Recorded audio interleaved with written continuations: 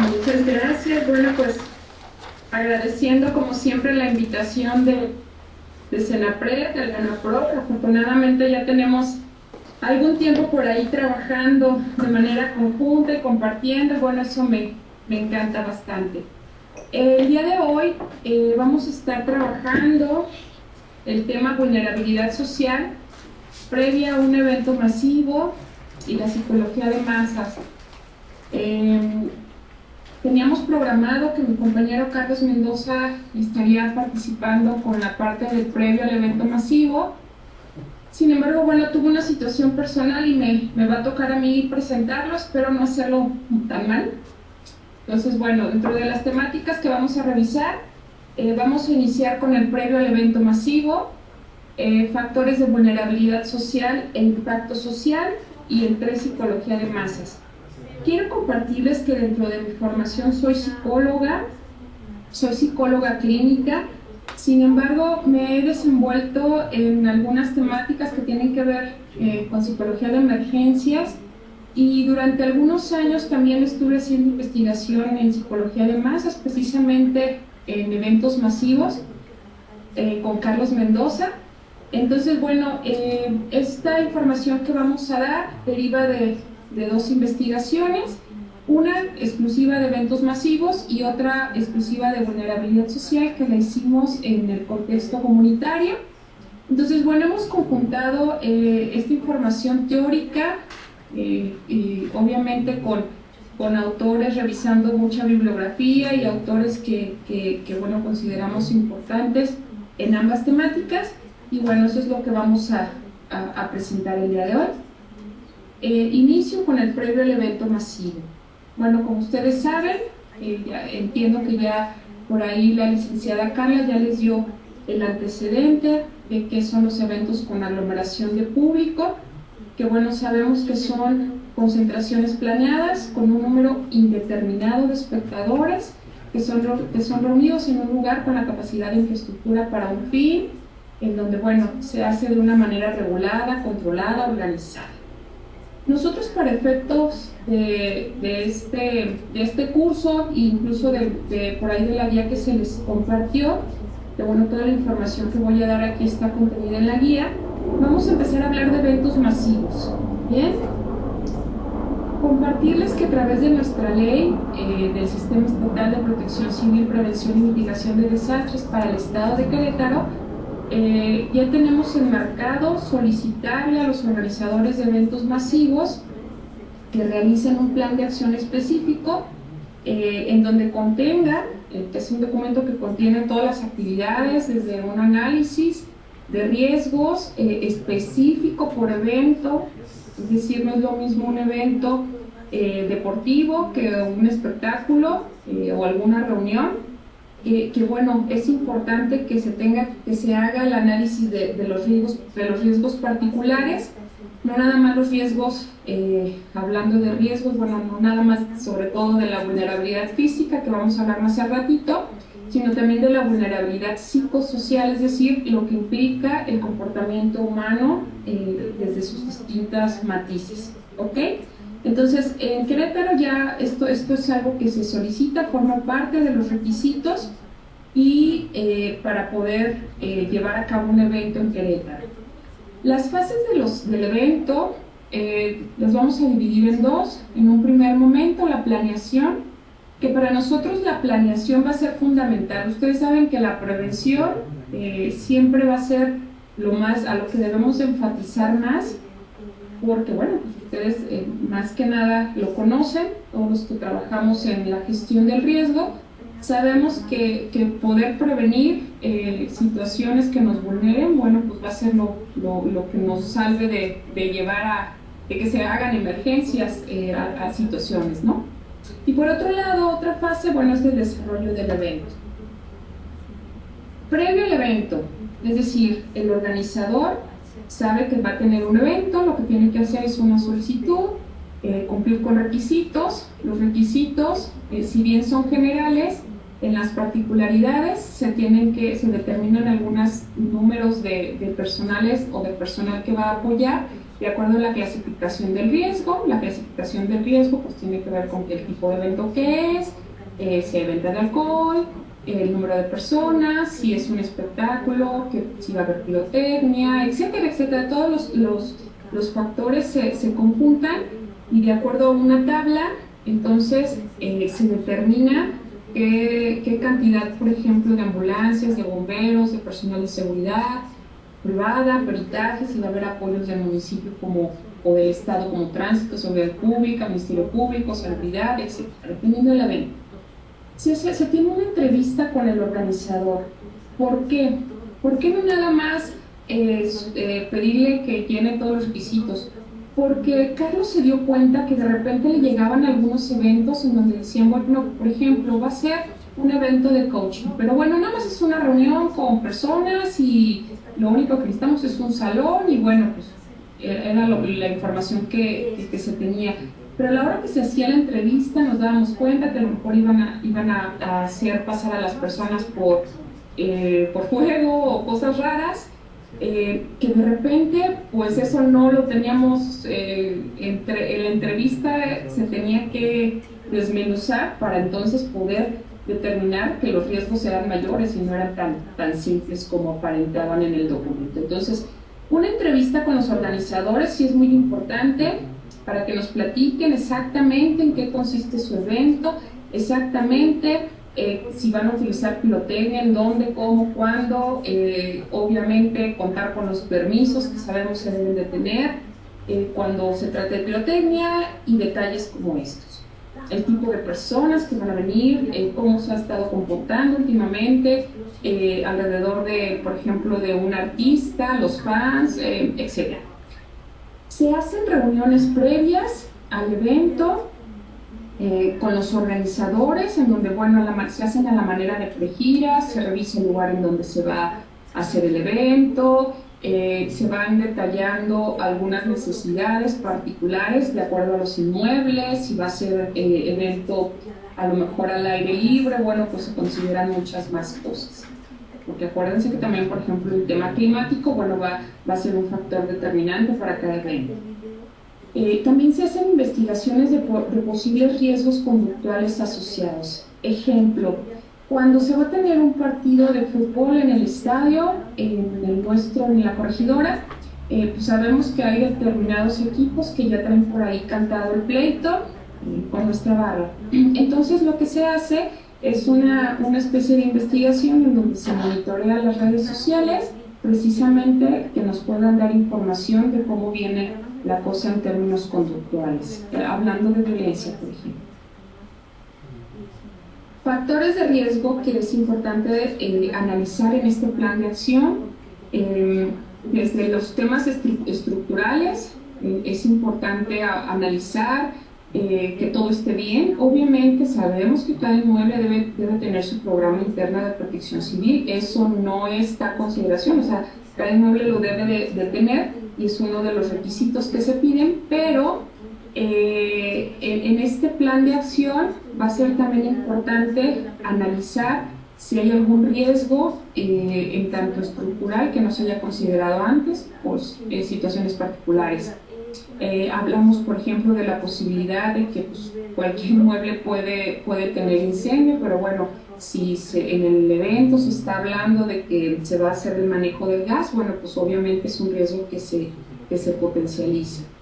El tema de pirotecnia, cómo vienen las condiciones climáticas, los posibles accidentes, que pueden ser en vialidades o que pueden ser personales, cómo es la vialidad, cómo es la accesibilidad, por ejemplo, a los estacionamientos, y dentro de la parte conductual, que es la que vamos a revisar al final, tiene que ver con cómo vienen los temas de violencia, de terrorismo.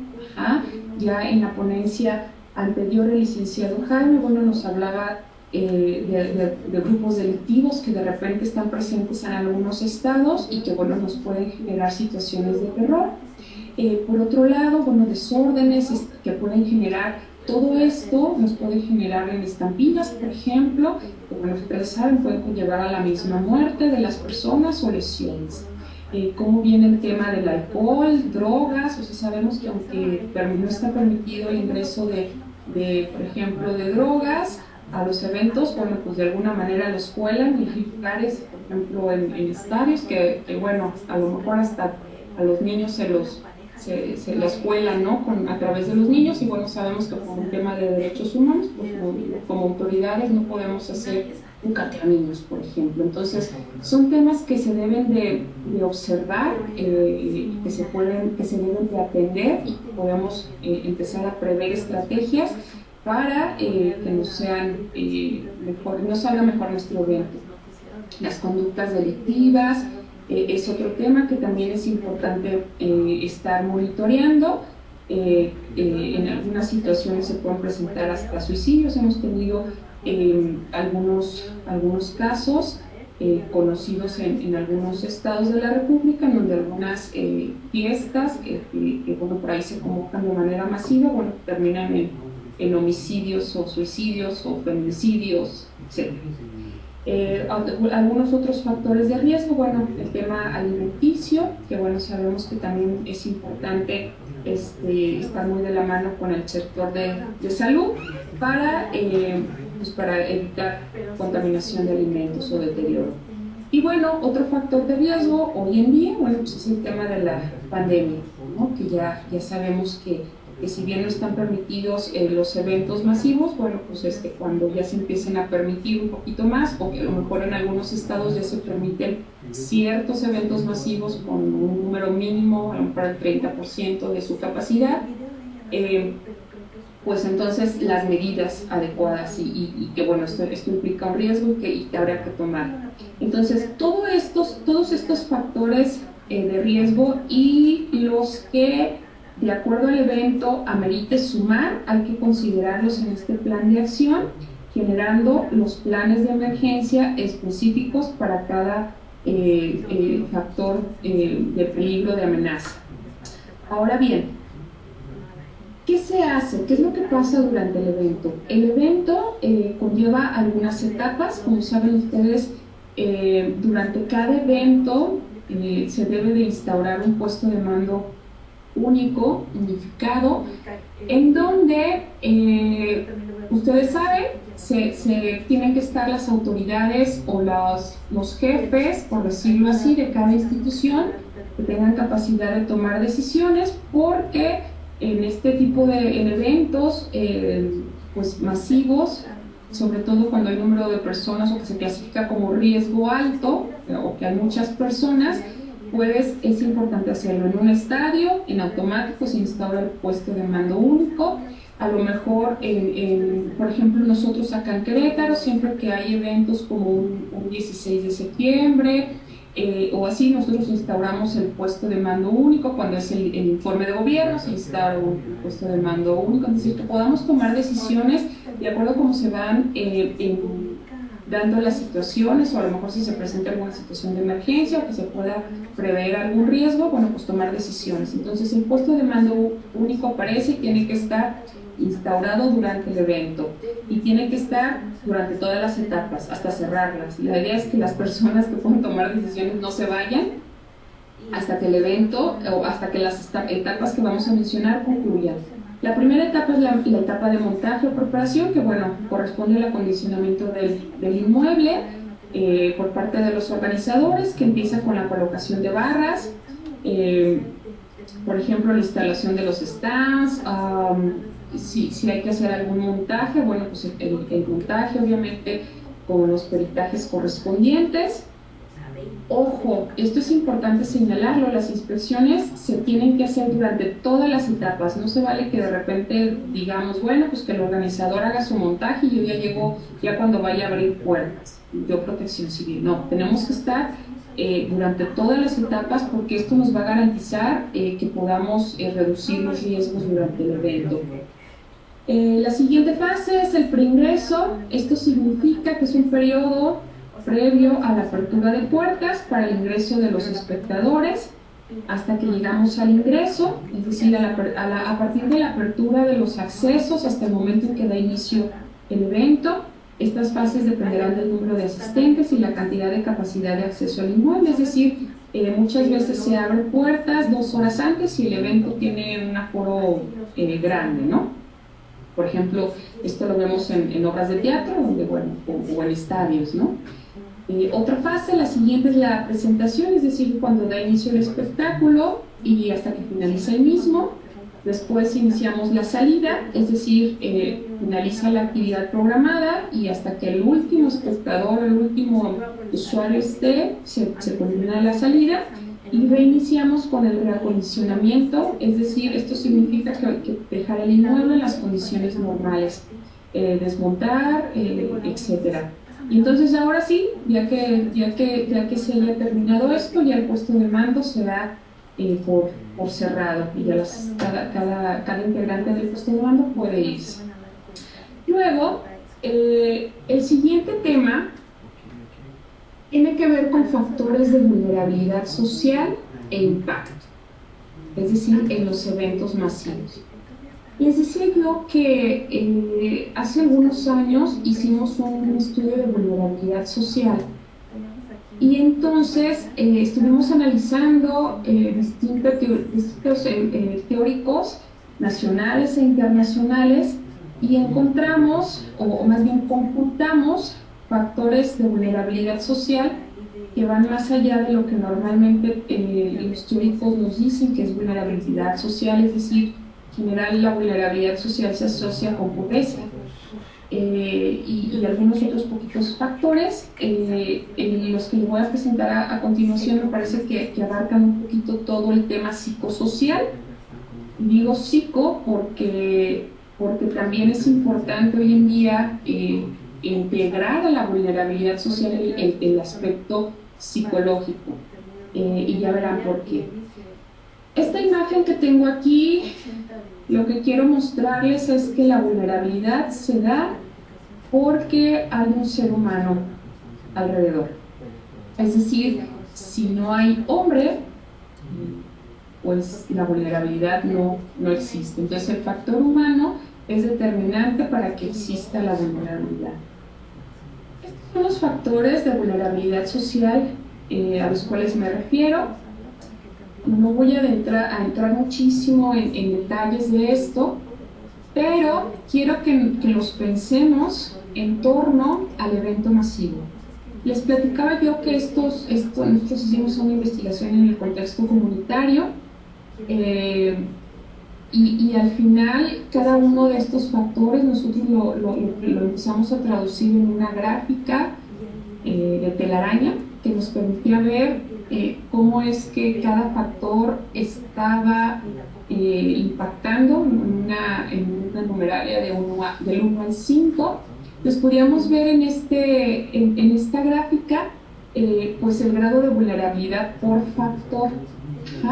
Es decir, la vulnerabilidad no siempre es la misma en todos los factores, obviamente, pero sí es importante que podamos determinar más o menos cómo estamos en cada factor para entonces poder mitigarlo, ¿no? O tomar acciones que nos permitan reducir la misma. El primer factor es el físico. Ustedes saben, en un evento masivo, pues el tema del inmueble, todo lo que conlleva un análisis de riesgo, es decir, al interior y al exterior, tiene que ver con esta vulnerabilidad física. No solamente es estructural, sino que nos va a conllevar a determinar y analizar si el inmueble cumple con las medidas necesarias para, en términos de protección civil, para garantizar pues que las personas estén seguras y bueno, están a salvo. El segundo factor de vulnerabilidad social es el económico-político, es decir, no nada más es cómo está económicamente la sociedad, que bueno, sabemos que hoy en día, por ejemplo, el tema económico nos está generando crisis por esta pandemia, porque se han perdido trabajos, porque estamos teniendo más gastos, aunque si estamos haciendo home office, bueno, todavía con mayor razón, estamos teniendo más gastos, hay que gastar más agua, porque hay que gastar en insumos que antes no considerábamos que se tenían que utilizar. Y entonces esta crisis en algunas situaciones, por ejemplo, imagínense una emergencia mayor en donde aparte pues es rápido, ¿no? Esa finalmente también forma parte de un fenómeno socioorganizativo. Pues el tema económico va a conllevar también un factor de vulnerabilidad. A su vez, aquí estamos incluyendo el tema político, es decir, qué implicaciones políticas puede conllevar esto, ¿no? El tercer factor es el interinstitucional, es decir, esto lo encontramos como un ejemplo en el puesto de mando. Bueno, pues ahí nos damos cuenta durante el evento cómo es la coordinación, pero sobre todo desde el previo, es decir, en la parte de la planeación. Si sabemos que vamos a tener un evento, por ejemplo, un concierto con algún cantante internacional en donde sabemos que viene con muchísima seguridad y que aparte, bueno, eso ya se agrega a la logística que debemos de agregar, va a ser importante, obviamente, en las reuniones previas, pues establecer una buena coordinación, que todos participen, que todos le entren, que el tránsito esté al pendiente, cómo nos va a apoyar la policía, cada uno como nos toca, y que a lo mejor desde que se venden los boletos, pues podamos incluir ahí la información que deben tener las personas para antes de llegar al evento, ¿no? El tema cultural es el cuarto factor. El tema cultural, sobre todo, tiene que ver no solamente con usos y costumbres, sino incluso con la información que se ha recibido acerca de la cultura de la protección civil en eventos masivos. Y este es un reto grande para todas las personas que nos dedicamos a los eventos masivos, porque que las personas sepan qué es lo que tienen que revisar en un inmueble es fundamental para fomentar y sobre todo para consolidar una cultura de la protección civil.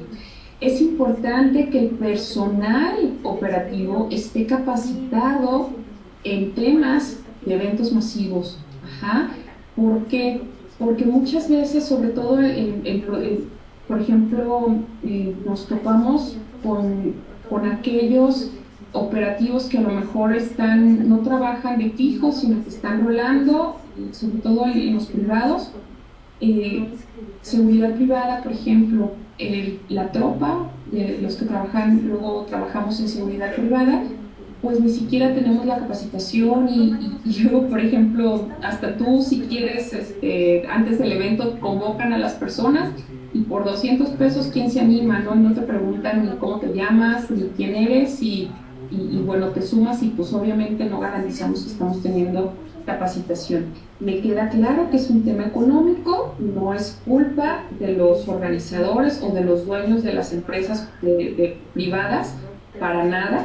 Creo que es un tema que necesitamos afianzar y que debemos de llegar al día en donde estemos capacitando a todo el personal para que puedan hacer una evacuación de manera correcta, brindar un primer auxilio, o sea, que se conviertan en brigadistas también el personal operativo, que normalmente no está de fijo, porque bueno, sabemos que protección civil, bueno, pues tenemos que tenerlo, no tenemos perdón si no lo hacemos. Y los que vamos o nos dedicamos a trabajar en eventos masivos, bueno, pues tenemos la capacitación y la idea es cada vez profesionalizarnos, ¿bien? Por otro lado, el tema de la organización del personal es otro factor, es decir, la capacidad de organización logística y de ejecución de planes de emergencia. Esto también está muy de la mano con el tema de la capacitación, es decir, que las personas operativas que trabajan pues tengan la experiencia y tengan la formación en cada uno de los temas y de los riesgos o de la vulnerabilidad física a la cual podemos enfrentarnos. Por otro lado, otro factor es el sanitario ecológico. En este caso, en eventos masivos, bueno, pues estamos hablando de condiciones sanitarias, del inmueble, de las personas, por ejemplo, los alimentos, lo hablábamos anteriormente. Luego, el tema psicológico, particularmente en el contexto de una emergencia nos impacta o nos importa porque cómo las personas reaccionamos en una emergencia y además en eventos masivos, cómo además reaccionamos en masa. Ustedes saben, en masa, un conjunto de personas podemos reaccionar y correr y gritar y podemos generar una estampida, pero en 2 patadas, ¿no? Entonces, el tema psicológico es importante porque además, por otro lado, nos permitirá hacer una prevención de conductas de riesgo. Es decir, por un lado es cómo reaccionamos en emergencia y en el contexto de masa nos permitirá hacer prevención a nosotros como autoridades o como trabajadores de estos eventos para hacer prevención de conductas de riesgo y entonces por ahí generar estrategias que las mitiguen. Y otro factor fundamental es la percepción social del riesgo. Es decir, cómo las personas estamos percibiendo determinados riesgos. Les platico que en la investigación que hicimos nos llamó la atención lo siguiente. Cuando hablábamos de un riesgo, por ejemplo, estructural en un evento, las personas a lo mejor no lo detectan o no lo observan, y entonces cuando tú preguntas, oye, ¿cómo percibes el riesgo? Te dicen, bueno, pues aquí yo lo que veo es que pueden robarme cuando salga, ¿no? Entonces estamos como evitando los riesgos, o a lo mejor nos falta hacer cultura en términos de gestión de riesgo, y a lo mejor la gente no percibe los riesgos porque a lo mejor está acostumbrada a ellos, a verlos, y los hemos normalizado, lo cual tampoco es malo. Es decir, que por ahí hay factores de resiliencia importantes. Sin embargo, están enfocándose sobre todo a conductas delictivas. Es acotación a la percepción del riesgo que luego se tiene, sobre todo en el contexto comunitario, que a veces también coincide con en los eventos masivos. Entonces, bien, considerando que nosotros nos gusta trabajar un poquito la fórmula del riesgo desde esta, que es función, el riesgo es igual a la función de peligro, exposición y vulnerabilidad, a sabiendas que, bueno, los factores no son exactos y van a depender de las condiciones y de muchos factores como los que hemos analizado anteriormente, entre otros más, que se puedan sumar.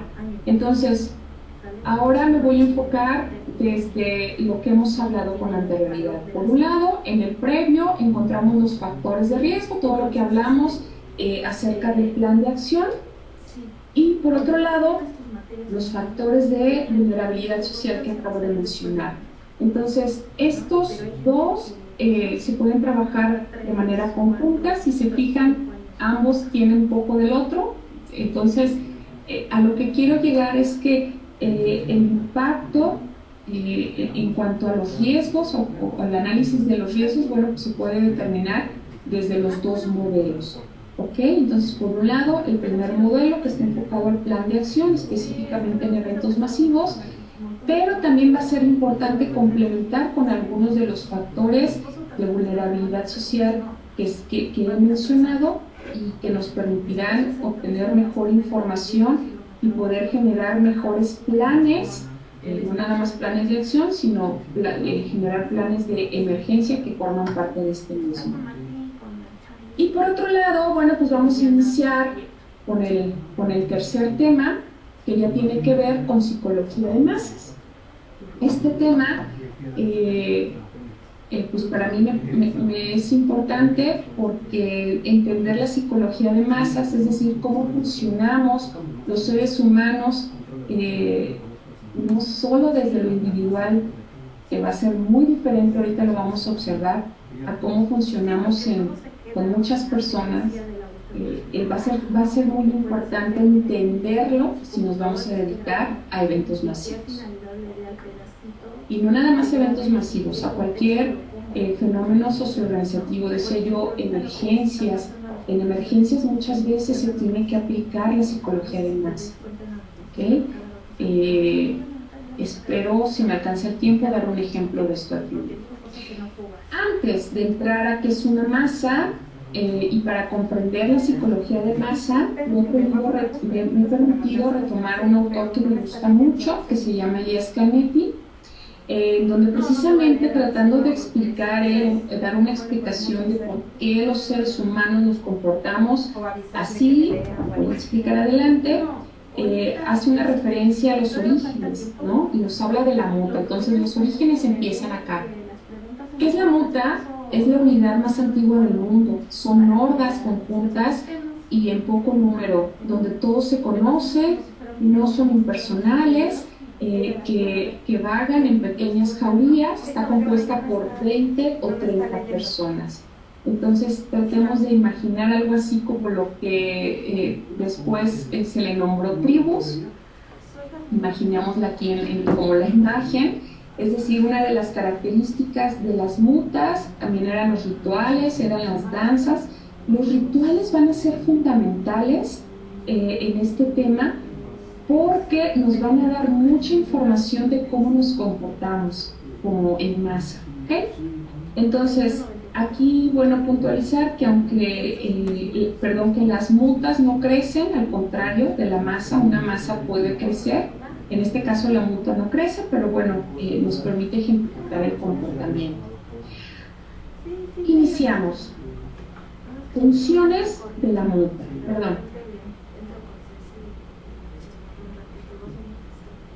Una función es la muta de casa. ¿Qué significa? Bueno, pues cada muta tenía funciones dentro de su propia muta. Una es la caza, es decir, aquellos que se dedicaban a apresar al animal y a repartir cuando lo mataban al animal, ¿no? Obviamente una de las características, bueno, la exaltación, el frenesí, ¿no? Es decir, esa exaltación violenta cuando lograban cazar. Otra función de la muta es la guerra, es decir, perseguir a menudo a una sola víctima con la que se va a tomar venganza. Si se fijan, esta es muy parecida a la muta de caza. La diferencia es que aquí se persigue a alguien para darle un castigo por venganza, ¿no? Entonces se hacen enfrentamientos entre mutas y por lo tanto, pues esto nos genera una guerra. Otra muta es la muta de lamentación, es decir, se constituye cuando un miembro del grupo les es arrebatado por la muerte. Entonces, de repente, alguien de la muta muere, y ojo, porque ahora hablo de mutas, pero van a ver que también lo seguimos viviendo, ¿no? Entonces, alguien de la muta muere y todos los miembros se van alrededor del muerto, le gritan y le lloran, están enojados con quien lo mató. Aparece la repugnancia y ya después lo que ocurría era que, bueno, ya le lloraron, ya le gritaron al muerto y ahora sí hay que aislar al muerto. Acuérdense que en otros tiempos, no se tenían todas las medidas de sanidad que ahora se tienen. Entonces, pues el muerto empieza a oler mal, entonces hay que aislarlo porque, bueno, esto trae contagios también. Obviamente hoy en día, como lo vivimos ahora, pues es muy diferente, ¿no? Pero esa es una muta de lamentación. Y ojo, porque cuando hablo de todas estas funciones, voy a empezar, van a encontrar que todo esto pasa en la masa, por eso es importante revisar. Y luego vamos a encontrar la muta de multiplicación, es decir, aparece siempre que el número, que el grupo no está satisfecho con su tamaño. Entonces va a ser importante para la muta, bueno, pues queremos crecer, bueno, podemos crecer, acuérdense que la muta no crecía mucho, eran las 30 máximo, ¿no? Pero esto sí pasa en una masa, la masa sí se multiplica. Y bueno, dentro de los rituales vamos a encontrar la danza de multiplicación. Por ejemplo, aquí tenemos la danza del búfalo, que se considera, que bueno, también la encontramos como un ejemplo. Dentro de los rituales también de la muta de multiplicación vamos a tener pues los tótems, ¿no? En Canadá, por ejemplo, vemos muchos tótems, en donde nosotros también en México tenemos muchos tótems a los cuales de repente pues les rezamos. Nuestra cultura prehispánica nos da muchas muestras. Entonces, esto significa que incorporamos, por ejemplo, a un animal para entonces rezarle danzarle a la lluvia, al dios Quetzalcóatl para que nos traiga agua, ¿no? Entonces, esto es un ejemplo de este tipo de danzas y bueno, de esta muta de multiplicación. Por ejemplo, en la cultura cristiana, la incorporación de la multiplicación, hay una disculpa. Perdón, es que hoy he dado clase todo el día, una disculpa. Decía yo que respecto a la comunión, es un ejemplo, la comunión, la hostia que te dan, es un ejemplo de esta muta de multiplicación. Ahora bien, una masa es un conjunto de personas numerosas o no, pero que en su mayoría lo es decir, en su mayoría sí son muchas. Aquí la característica principal es que la masa tiene un objetivo común, tienen una identidad colectiva y van a tener un líder. Eso va a ser importante, un líder que además es una persona que se convierte en un objeto amado. Ojo, esto va a ser importante, es decir, la masa admira a su líder, ¿ok? Y entonces este líder va a incitar al contagio, a la impulsividad y a la acción en concreto. Imagínate un espectáculo, a lo mejor con algún grupo musical o con algún artista. Tú recuerda, te voy a pedir que cada uno de nosotros podamos recordar algún artista que de repente te haya ido al concierto y te haya generado todo esto, ¿no? Que de repente grites, digas lo que él te dice que dice, a lo mejor si es un concierto de rock, pues a lo mejor se la mientas a quien se la tienes que mentar de acuerdo a lo que él te dice. Entonces, esto es contagio. Ajá. Impulsividad, que de repente te diga, haz esto, ¿no? A ver, con palabras antisonantes, ¿no? O, no sé, pensando nuevamente en un concierto, a lo mejor de este tipo. Y luego, otra característica es que en un primer momento son un grupo homogéneo porque siguen a este líder, y digo en un primer momento porque un ejemplo de cómo una masa puede ser, convertirse un poquito más abierta, la vamos a tener, por ejemplo, en los estadios, cuando se sigue a una barra. Una masa se puede hacer abierta cuando se empiezan a integrar más y más y más y más, porque pues está padre ahí alrededor haciendo cánticos, ¿no? Alrededor del grupito que está por ahí. Entonces, esa es una masa abierta. Luego, entonces, la masa va a ser distinto a la multitud. Fíjense, si bien uno de los principales autores nos habla de masa y multitud como sinónimo, y muchas personas la seguimos considerando a lo mejor así, para nosotros desde la investigación sí va a ser importante hacer una diferencia entre masa y multitud. Es decir, la multitud sí son un grupo de personas, que se reúnen a un lugar, pero no van a tener un objetivo en común. Es decir, ejemplo, les ponía yo en la guía un ejemplo. De repente tú puedes ir el domingo al centro de tu ciudad y entonces vas a encontrar que hay muchísimas personas. Eso es una multitud. Pero a lo mejor en el centro tú encuentras que además hay un concierto, y ese concierto hay un artista, y las personas que van a ver a ese artista van a tener un objetivo en común, que es ir a ver al artista, una identidad colectiva, porque a lo mejor siguen al artista y entonces su líder es el artista. Entonces ahí es una masa, y todo lo demás es una multitud. Entonces, todas las personas que no tienen un objetivo, que a lo mejor tú vas porque quieres ir a echar una lota, porque quieres ir a ver gente, porque lo que tú quieras, eso simplemente es una multitud. Es decir, simplemente es una aglomeración de público sin objetivo. Características de la masa. Bueno, vamos a encontrar que las masas tienen esta particularidad, y lo cual a nosotros no nos va a ayudar mucho: el anonimato. Es decir, gracias a que las masas son anónimas, pueden hacer cosas que no harían en lo individual. Como mentarle la madre al árbitro, como pelearse contra los contrincantes, o tomar, gritar, etc. Son intolerantes, es decir, no toleran y rápidamente se alteran, son autoritarias, fanáticas, inestables. Son extremas, es decir, de repente pueden hacer cosas que no harían de manera individual, no admiten obstáculos, o sea, si ellas quieren un sí, el no no basta. Se ilusionan fácilmente, y esto va a ser un dato importante porque aquí el líder va a ser quien juegue este papel de ilusionarlas, ¿no? Y va a ser importante el dato porque entonces, si el líder las ilusiona, también en algún momento un líder puede contener una masa. Cuando, por ejemplo, se venga alguna situación de emergencia, puede pasar.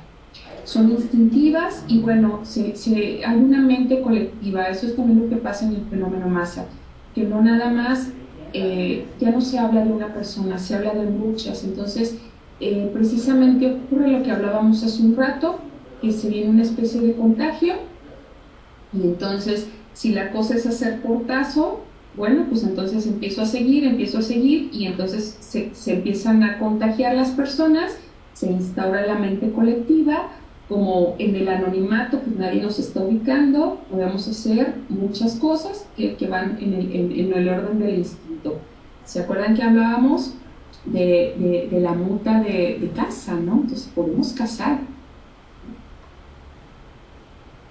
Y entonces, importante, la individualidad desaparece. Esto va a ser fundamental cuando hablemos más adelante del arte de impresionar a las masas. Psicología de masas es el estudio del comportamiento de los grupos colectivos, investiga el por qué los individuos se contagian del comportamiento de los demás y se limitan a repetirlo sin cuestionarse nada. Aquí la pregunta, ¿se puede hacer control de masa? El tema de poder va a ser un tema importante y bueno, quienes estén interesados en el tema, Elías Canetti, que si no me recuerdo puse la bibliografía, habla de masa y poder, es un libro que él tiene, en donde precisamente también habla de esto aplicado a psicología de masas. Ahora bien, riesgos conductuales. Nosotros vamos a hablar para efectos de eventos masivos, sobre todo de dos temas, porque no nos da tiempo, de dos riesgos conductuales, no nos da tiempo de más. Por un lado, la violencia, que es la acción de aplicar medios violentos a cosas o personas para vencer su resistencia. Vamos a encontrar, ¿se acuerdan que hablábamos de la muta de caza, de la muta de guerra? Bueno, pues impulsividad, el instinto, imagínense a esa tribu acechando a ese animal para poderlo después comer, el retorno a lo primitivo. Pues imagínate una situación, por ejemplo, en un estadio en donde tienes que defender a tu equipo y bueno, pues te echas a los golpes, ¿no? Porque el fenómeno masa ya lo tienes encima, ¿no? Ya formas parte de la masa. Y entonces hay un retorno a lo primitivo, ¿no? Entonces aquí la pregunta, en la violencia, tras este ejemplo que les he dado de estadio, ¿hay control ¿se puede controlar a la masa? En violencia no. En violencia no se puede porque ya la masa se echó a andar, el control ya de verdad, luego a veces se escucha bien bonito hablar de control de masas, pero en estos casos no se puede. ¿Cuándo sí se puede hacer control de masa? Bueno, imagínense a un Hitler, tenía control de su masa, ¿no? Imagínense un Napoleón, que era un líder encantador, que controlaba las masas y hizo control de masas a diestra y siniestra, ¿no? Entonces, eso es control de masa, pero en eventos masivos va a ser bien difícil, a menos que lo hagamos desde el previo. ¿A qué me refiero? Bueno, antes voy a retomar la teoría de la violencia doméstica para poder explicar un poquito a lo que voy. En la violencia doméstica, ustedes saben que el objetivo de toda violencia es vencer al otro. Vamos a encontrar tres fases de la violencia: tensión, explosión y luna de miel. ¿Cómo funciona la violencia doméstica? Primero, cuando tenemos un agresor, va a empezar el tema con tensión, es decir, a lo mejor un grito, hace las cosas bien, hasta que llega la explosión, sí, del golpe, y después viene una etapa en donde el agresor se porta muy lindo con la víctima, o viceversa, ojo, porque no nada más los hombres golpean, también las mujeres, ¿ok? Y entonces la luna de miel es el periodo bonito en donde te trato bien, discúlpame mi amor, no lo quería hacer, yo te amo, ¿ok? Ahora, vámonos a cómo aplicaría desde la violencia en masa. El objetivo es el mismo, vencer a otros. Entonces, cuando empieza la tensión, regresemos nuevamente al ejemplo del estadio de fútbol. Empieza la tensión, empezamos a gritar, estamos dentro de una barra quizá, empezamos a gritar a alguien que vemos con otras camisetas y empezamos a gritar, a lo mejor a mentarla, etcétera, etcétera, hasta que llega la explosión, que son los golpes, ¿ok? Cuando llegamos a esto, ya lo único que podemos hacer es contener y ya entra seguridad privada, seguridad pública para resolver el tema, ¿ok?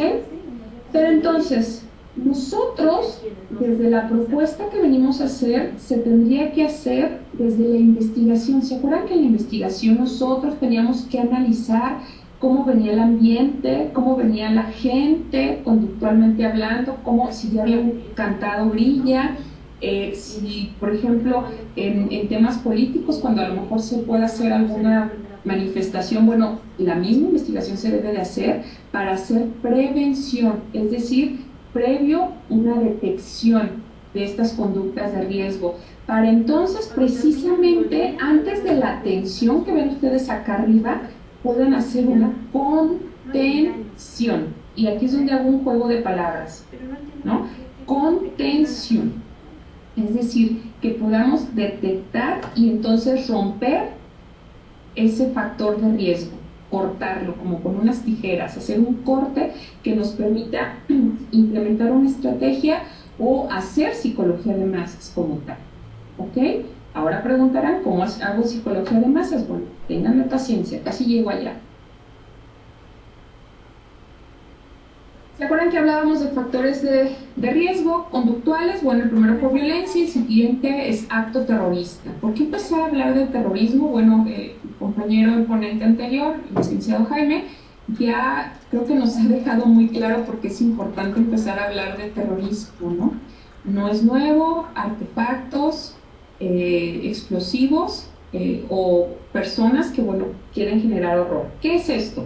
El acto terrorista es el acto ofensivo dirigido a cualquier persona, a cualquier que conlleve violencia o grupo que conlleve violencia, que tiene un impacto político, esto es importante mencionarlo, y que va en contra de la seguridad ciudadana. Su intención es causar una desestabilización emocional colectiva que, tras el efecto de horror que esta produce, vulnera en mayor medida. Entonces, aquí el tema es generar horror, ¿ok? Recordemos que el objetivo de que se comete el atentado es la propagación del pánico-horror para que la ciudadanía asuma una postura de temor y respeto hacia la persona que generó o hacia el grupo delictivo que generó ese acto, ¿ok? Entonces, cuando en un evento masivo aparece un acto terrorista, nos desestabiliza, ¿ah? Y bueno, creo que lo demás lo podemos imaginar.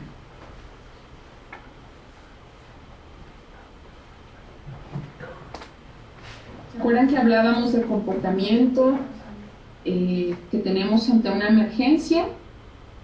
Pues les resumo un poquito. Nosotros como seres humanos tendemos a reaccionar ante las emergencias, ante las crisis o ante los eventos traumáticos, como puede ser un acto terrorista, de la siguiente manera. Tenemos 5 respuestas normales. Estoy hablando desde lo individual ahora, ¿ok?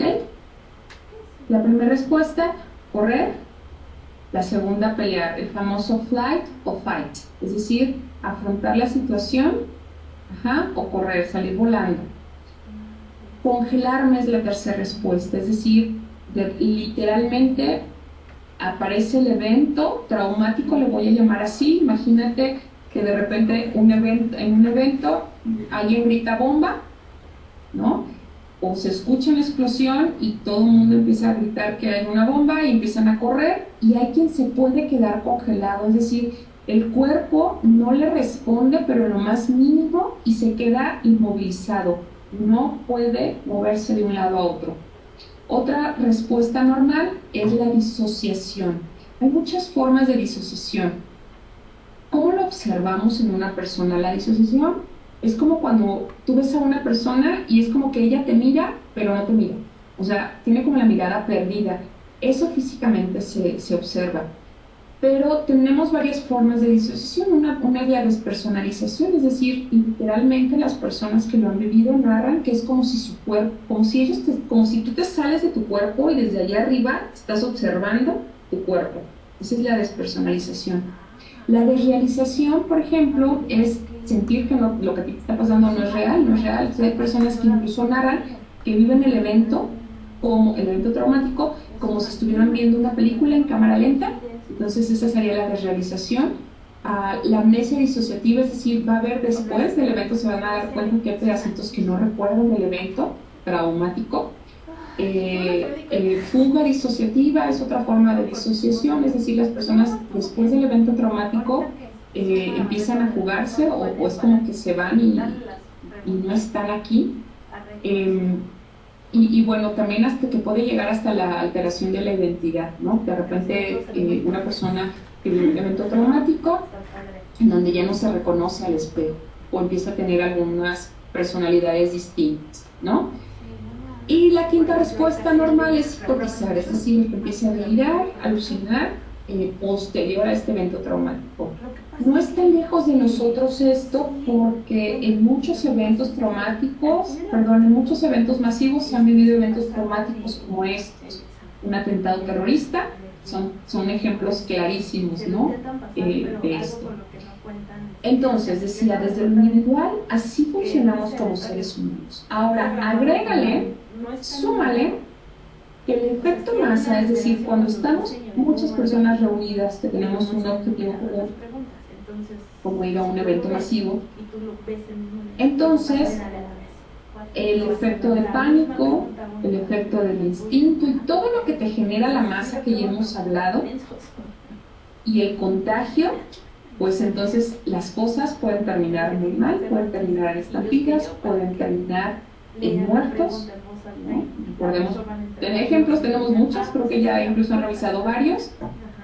New Zealand, bueno, ustedes saben cómo terminó, ¿no? Es decir, por un lado, a falta de medidas de seguridad, es decir, de protección civil, y por otro lado, combinado con esto que yo les he mencionado, que es el comportamiento en masas en emergencias, bueno, pues la combinación no es buena. ¿Qué hacer? Bueno, desde la parte preventiva, ustedes saben, hemos dicho, y aparece haciendo un resumen de esto, que hay que hacer un monitoreo conductual de las posibles conductas que puedan traer ya los espectadores, haciendo una evaluación del riesgo del evento, estamos hablando de riesgo conductual, proporcionar información a los espectadores de las medidas de seguridad a considerar en los eventos. Los tickets son buenos, es decir, si se puede negociar, si tú eres organizador de eventos, si puedes negociar con tu empresa de ticket, que le puedan poner algunas medidas, por ejemplo, antes del evento, abstenerte de comprar boletos en expendios no autorizados, ir bien alimentado, si va a ser en el día hidratado, por ejemplo, sabemos que a los eventos no podemos entrar con paraguas aunque esté lloviendo, porque es un tema de seguridad, para que se convierten en bats, ¿no? Entonces nos sirven como en masa, no nos ayuda a que alguien traiga un paraguas, ¿no? Etcétera. ¿Qué hacer durante el evento? Es importante difundir, si tienen un sonido local, que bueno, vayan difundiendo las medidas que aquí se ejemplifican, y que en la guía que se les envió viene incluso en los anexos algunos ejemplos de lo que se puede decir a través de un sonido local. Es decir, información que ayude en temas de protección civil, no es más. Luego, nuevamente regresamos. Comparativo, psicología individual y psicología de masas. ¿Por qué? Porque vamos a empezar, ¿se acuerdan que yo les hablaba que control de masas yo no lo concibo en eventos como esto, pero sí concibo algo que Gustave Le Bon nombró el arte de impresionar a las masas. ¿Ah? ¿Cómo funciona esto? Es muy difícil poder transmitir todo lo que conlleva el arte de impresionar a las masas, pero vamos a dar algunos acercamientos. Yo les sugiero que quien quiera adentrarse en esto, lea Le Bon, Psicología de Masas o Psicología de Multitudes, porque trae las mismas. Ahí hay un problema de traducción, lo utilizan como sinónimo.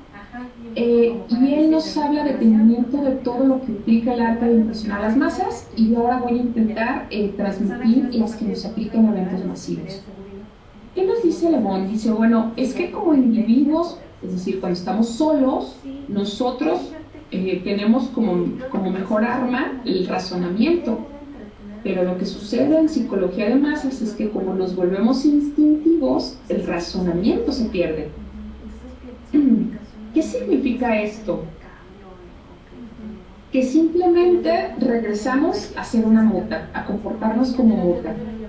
Que si en masa a ti te dicen, imagínate que tú estás organizando un portonazo, de repente quieres entrar e ingresar a un lugar y ya te convertiste en masa y entonces empiezas a golpear hasta las puertas hasta que te dejen entrar.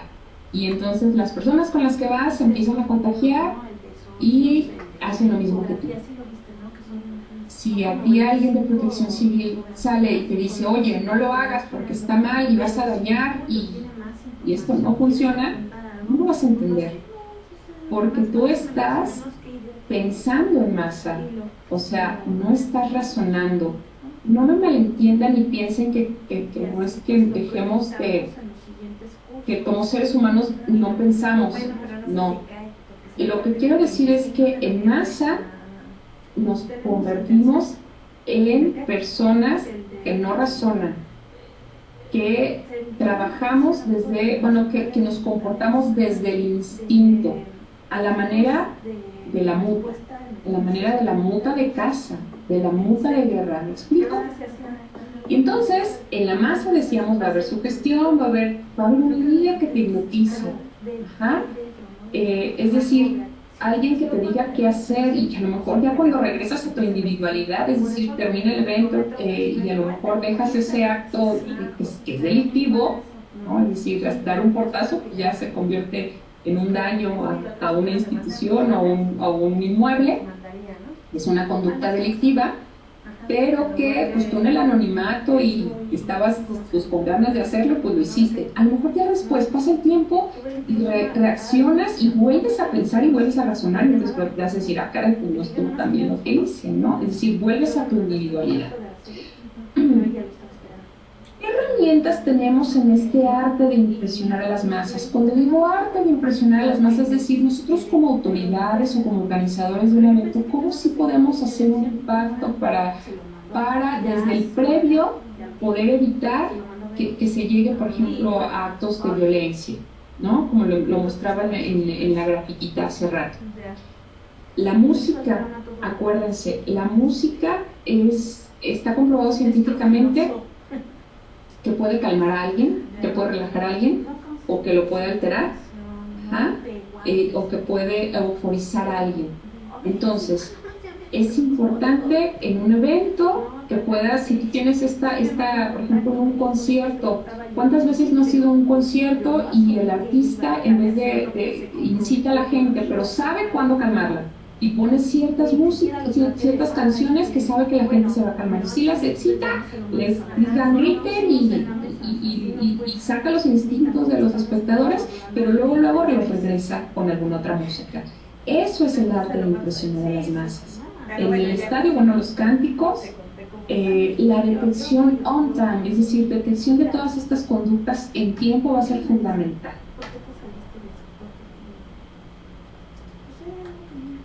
Les hablaba yo de Le Bon. Fíjense, a mí me ha encantado esta anécdota que Le Bon narra en este libro. Él tenía 15 años, él no era el teórico que terminó siendo, obviamente ya murió. Y entonces narra esta anécdota, dice, una multitud furiosa pretendía haber sorprendido levantando un plano de las fortificaciones para vendérselas a un rusiano. Entonces, el contexto es este: una multitud agarró a un arquitecto porque creyó que estaba vendiendo la información de los prusianos. La verdad de las cosas es que este plano la vendían en cualquier librería, lo podían encontrar las personas, ¿no? Entonces traían al pobre arquitecto un grupo de personas, la masa. ¿Por qué la masa? Pues porque la masa en ese momento tenían un objetivo común, linchar a esta persona, ¿no? Y seguramente estaban liderados por alguien. Un miembro del gobierno, célebre orador, salió para arengar a la masa.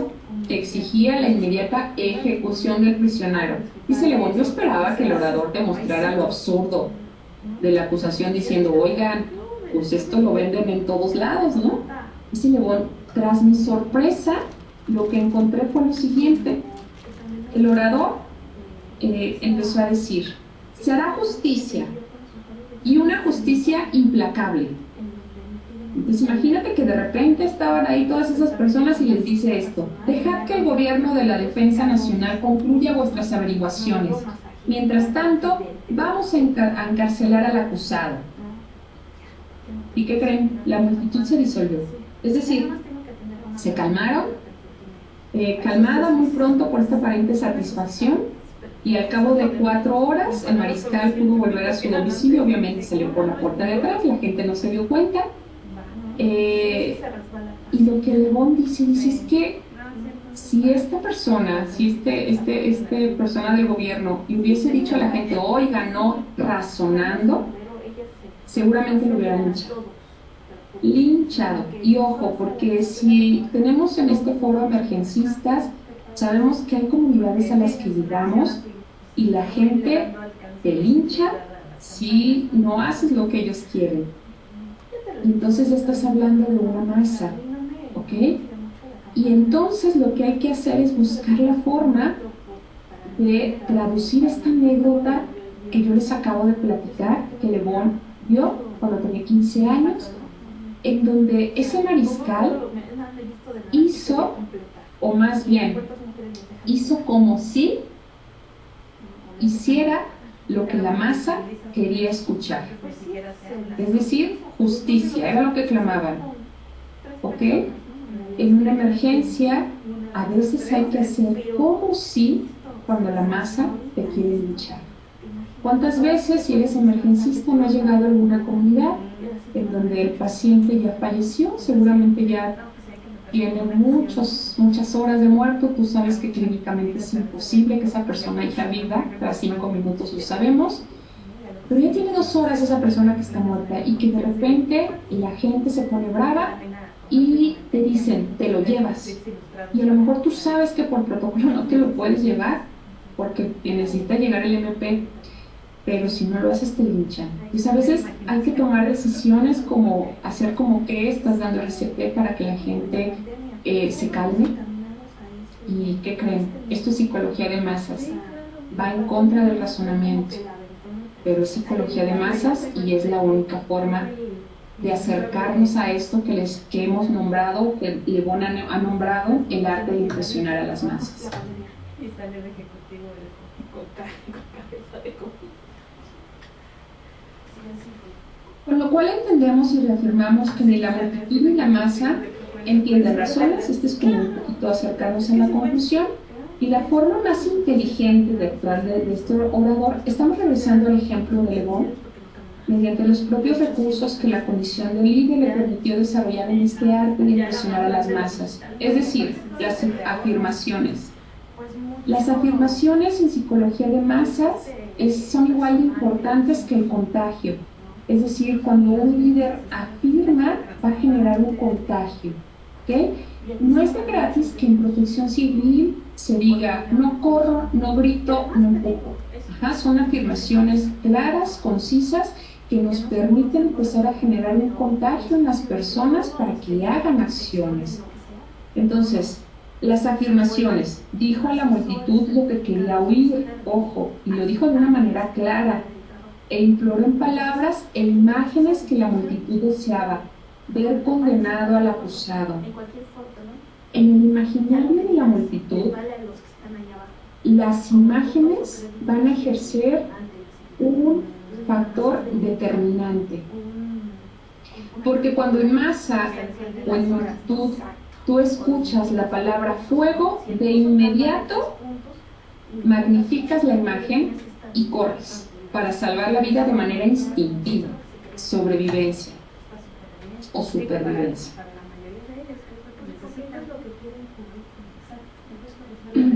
Dice Le Bon, en este arte de impresionar a las masas, quien sabe emocionarlos se convierte fácilmente en su amo. Estamos hablando de los líderes.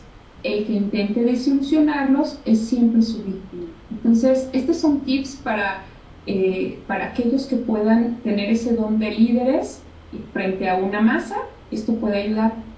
Evitar rumores. Nosotros como operativos va a ser importante. La gente empieza a estar muy sensible. Por ejemplo, si en tu estado el tema del narcotráfico está muy fuerte y a lo mejor tú vas a tener un evento masivo y de repente tus operativos empiezan a correr, pues la gente va a estar alterada, va a decir qué pasó, ¿no? A lo mejor ahora que explotó, ahora quién encontramos, ¿no? Entonces hay que ser muy cautelosos con ese tipo de detalles. Nos pasó en estadio que un día de repente estaban el personal de seguridad privada y de repente teníamos unas situaciones, pues en el país empezaron a vivir, fue cuando recién empezamos a escuchar muchísimo más precisamente de estos temas, de explosiones y todo, como que a nivel país y mundial estábamos iniciando a entender que estábamos dentro de este juego de terrorismo, aunque no como tal, pero entrándole. Y entonces de repente estaban en el estadio mis compañeros y de repente se observa, ya estábamos en la fase de ingreso, y se observa que algunos compañeros empiezan a correr, eran personal de seguridad pública, empiezan a correr como locos y la gente de verdad que volteamos a verlos y la cara de espanto era horrible. ¿Qué creen? Que iban por las tortas, les avisaron que había que ir por las tortas y fueron corriendo, ¿no? Pero mientras la gente estaba asustada. Hay que evitar rumores también. Recuerden que los rumores nos van en automático a activar el tema de la imagen que se magnifica en masas puede acabar mal, ¿ok? Luego hay que identificar cuál es el peligro, la intensidad que ocurre y qué hacer. Para eso ya tenemos un plan de emergencia previo dentro de nuestro plan de acción, pero a veces hay que tomar decisiones que a lo mejor no estaban incluidas porque hubo algo que no determinamos que fuera un posible riesgo. Hay que brindar información tranquilizadora y concreta, ¿ok? Por eso el tema de la cultura de la protección civil, que si tú te dedicas a organizar eventos de espectáculo, bueno, tener infografía apropiada o empezar, ¿por qué no?, a meter, de verdad que es una inversión buena, a meter un poquito de infografía, a lo mejor en los tickets o a lo mejor el sonido o en los videos que presentan, pues que se metan incluso cápsulas de protección civil, te va a reducir muchos costos, créanmelo. Dar mensajes claros, simples, con seguridad, lenguaje legible. Les decía yo que hay algunos ejemplos en la guía que les mandaron. Hay que dispersar a las masas en grupos. Acuérdense, el tema de dividirlas es importante. Sacar a los líderes o cabecillas de la masa. Acuérdense que si una masa no tiene un líder, deja de ser masa. Hacer que el anonimato quede fuera. Este es un tip, sobre todo para situaciones como las que yo les comentaba hace un rato, en emergencias que nos pueden ayudar. Cuando una persona está fuera, está en masa, recuerden que en masa una característica es el anonimato. Si tú le quitas el anonimato, va a hacer que se reduzca el riesgo psicosocial. Voy a dar un ejemplo. Hace algunos años, yo tenía 15 años, era pequeña, y de repente me fui a un concierto de Alejandro Fernández. Y estando en el concierto ocurrió algo que a mí me llamó mucho la atención. Imagínate que de repente Alejandro Fernández, en un palenque muy pequeño, soy de una ciudad que si bien vivo ahora en Querétaro, soy una ciudad pequeña, en ese entonces, y el palenque era muy pequeño. Yo creo que si le cabían 2,000 personas eran muchas. Y entonces, de repente, Alejandro Fernández deja de cantar, porque resulta que se estaban peleando unas personas, estaban tomadillos y se empezaron a pelear. Y Alejandro Fernández lo que hizo fue parar el concierto. Hubo un fenómeno que me llamó la atención. Las cámaras que estaban enfocando a Alejandro Fernández y que estaban a las pantallas, bueno, en ese entonces eran televisiones, ni siquiera había pantallas, estaban abajo precisamente en la parte del ruedo, cualquier persona las podía ver, y de repente esas cámaras se fueron hacia la pelea. Y la gente, al ver la pelea, todos lo pudimos ver, empezaron a gritar, fuera, fuera, fuera, contagio. Ajá. Obviamente una persona empezó y los demás se contagiaron y empezaron a gritar fuera, y Alejandro Fernández dijo, sáquenlos. Por eso la gente siguió a su líder diciendo fuera. Y este fenómeno, en el momento en que las personas que se estaban peleando se dan cuenta que estaban en la cámara, es decir, les restas la individualidad porque tú te peleas en el anonimato donde hay muchas personas, pero cuando observas que ya eres un ser individual, es decir, ya te da vergüenza. La verdad es de que estas personas no pusieron resistencia y dejaron que las personas de seguridad los sacaran. Esto es devolverle la individualidad a una persona que está en masa, bajo los efectos, en este caso también de algunas otras conductas de riesgo, como es en este caso el alcohol. ¿Ok? Cuando se requiera asignar consignas a líderes, actuar con seguridad, no con prepotencia ni miedo. Es decir, muchas veces te vas a encontrar en situaciones en donde no hay que ser prepotentes como autoridades, pero sí estar muy seguros de lo que se dice y no ver que no vean que tienes miedo. Fíjense, una clave también para la psicología de masas, otro ejemplo en eventos como en estadios, en fútbol. Yo les presumo mucho a algunos de mis alumnos que Carlos, por ejemplo, mi compañero, él va y se acerca con las barras o con los grupos de animación de los visitantes. Y lo que queremos insistir mucho en Querétaro, los eventos masivos tienen que trabajarse desde la perspectiva conjunta, de la mano, protección civil y psicología de masas. Porque la protección civil te va a dar una cultura de las personas, el comportamiento humano, va a ser fundamental desde la perspectiva de la psicología de las masas, es decir, desde este comportamiento. Conclusión. La vulnerabilidad jamás se elimina, pero sí se puede disminuir considerando una estrategia que integre el factor psicosocial. Recuerden, el riesgo cero no existe. Y bueno, pues aquí termino yo. Creo que me quedan unos poquitos minutos, 5. Entonces, bueno, me pongo en sus manos por si quieren hacer algunas preguntas.